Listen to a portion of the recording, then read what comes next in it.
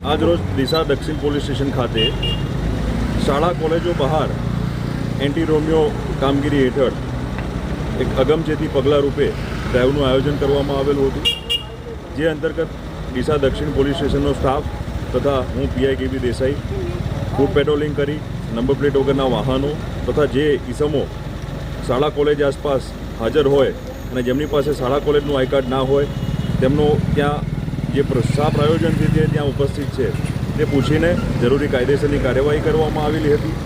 કુલ total 3 જેટલા two wheeler detain કરવામાં આવેલા છે. ઉપરાંત શાળા કોલેજના જે ગાર્ડ છે તે પ્રિન્સિપાલ તથા ગર્લ્સ હોસ્ટેલ છે જેના વોર્ડન સાથે મળીને તેમની સાથે ચર્ચા કરીને તેમની સમસ્યાઓ જાણી હતી. ઉપરાંત જે ચોકી જમાદાર છે તેમને આ સંદર્ભે રોજે રોજ પ્રાઇવેટ કપડામાં કામગીરી કરવા માટે સૂચના આપેલી છે.